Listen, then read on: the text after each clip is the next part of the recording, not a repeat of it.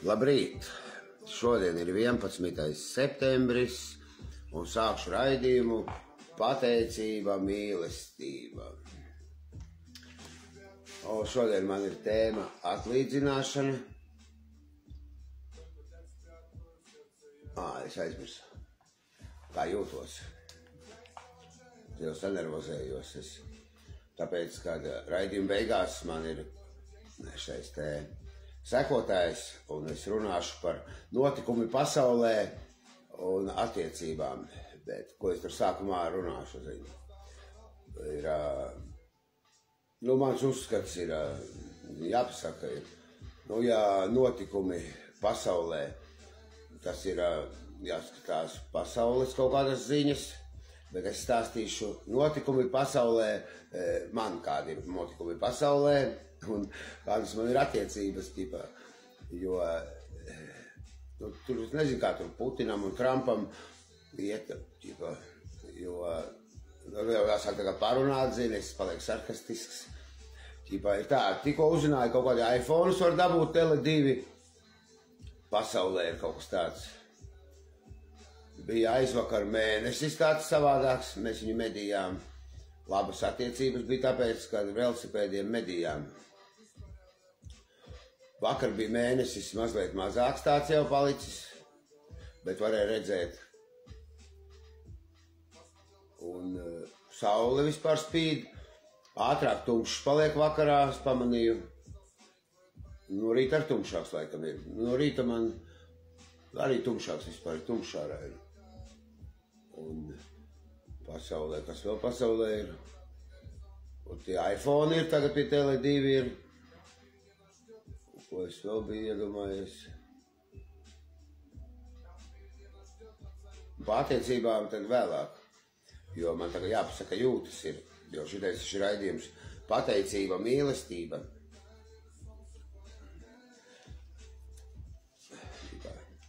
Jasmīnam taču interesē tikai, kas viņam apkārt ir pasaulē, un kas viņam kā jūtās, ko man tas dos,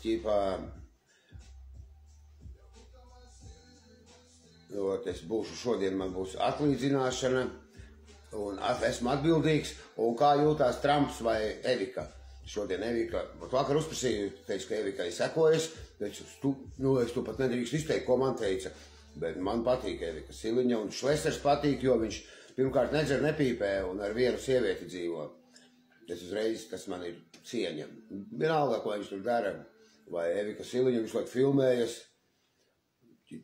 Visi, kas televīzijā, kas visi saģērbušies ir, labā mašīnā brauc un cepuri nost viņiem, viņi kārtīgi tādi cilvēki visi. Vēl pasaulē redzu kāds, kas vēl cieš. Tāds cilvēks, kāds iet pa ielu, viņš vēl ļoti cieši. Viņam kaut kādas savas ir problēmiņas pasaulē. Un vēl pasaulē to slokas ielu, asfaltu liek. Pamanīju. Asfaltu vispār labs velosipēdam. Normāli viss braucās labi. Un lietus nav bijis. Es esmu par to pateicīgs, ka lietus nav. Un jūtos es, nenozīmīgs šodien. Nenozīmīgs.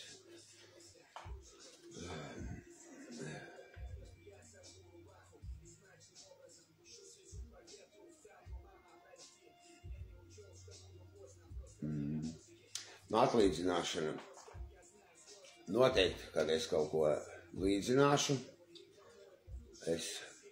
bet pagaidām man nav doma kaut kur skriet, kaut ko atlīdzināt. Vienkārši man patika tāds vienreiz tekstiņš. Plūdīšu pa straumi. Kā jau pasaulē upes tek uz jūru, mēnesis taisa paisumus bēgumus. Varbūt kaut kādā citā pasaules malā kaut kas tur ir savādāk. Bet es varu jau runāt tikai par to notikumiem pasaulē, kas man ir.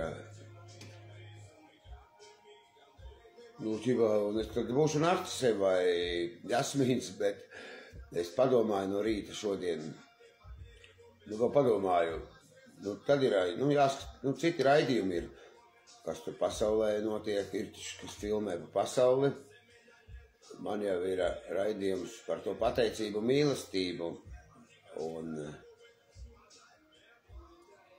es varu tikai pateikties, jo tā atlīdzināšana notiek noteikti man tagad. Noteikti, ka es dzīvē pa ceļam kaut ko esmu darījis, un tagad es plūcu atlīdzināšanas augļus.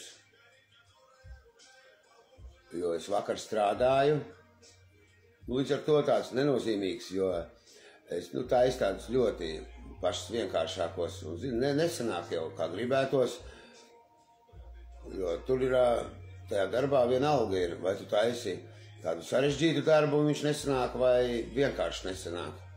Vienkārši, kad es jau nekad neesmu dzīvē strādājis, es tik tā māku virspusēji, māku visu paskaidrot, visu kā notiek, viss, bet rokpelnis viņam ir, ja viņš ar rokām strādā, viņš zināmā laika periodā un pieredzē iegūst rokpeļņa, šito te, tā kā pieredzi.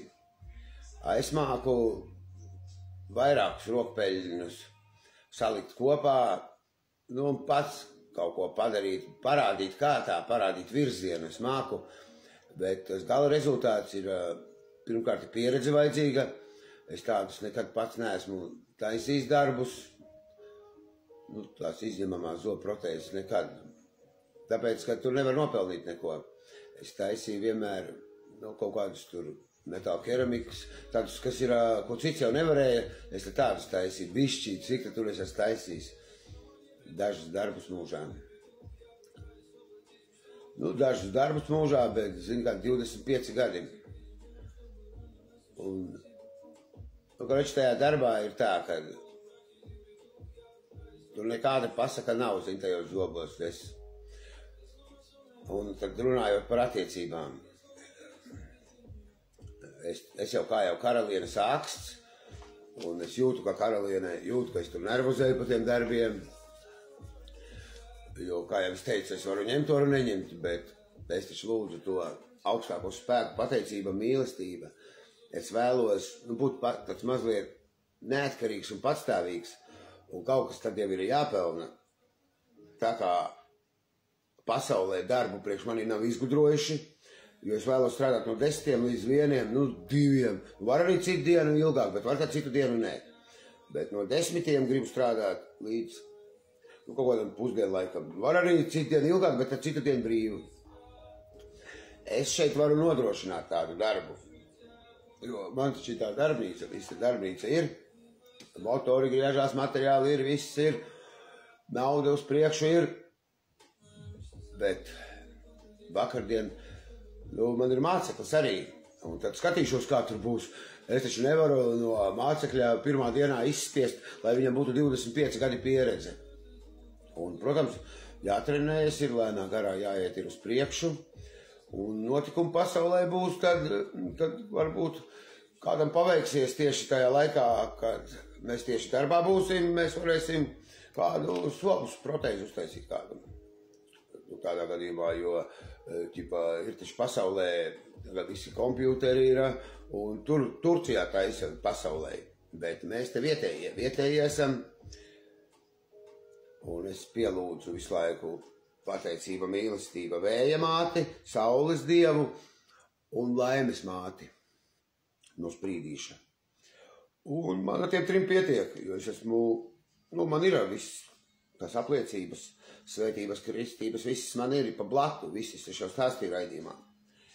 Bet es esmu īsts latvietis ar latviešu uzvārdu Nikolājevs es esmu. Un attiecības labas ir, un Karolīna saka, tev nevajag strādāt, viņš dzīvo tāpat normāli, un es padomāju, ar riteni braucu pa pasaules tiltu, labu okupantu pāri Daugavai, domāju, tikai stulbs cilvēks zina strādāt, un ja viss ir, var izkārtot, bet zina, gribas bišķīt kaut ko darīt, un kad ir tas darbs, tad negribāt arī. Slēptā reklāma DVD ir Laurencio, dziednieks būs, varēs nākt no 10 līdz 1. Pie dziednieka varēs nākt, pie dvēseļu daktara.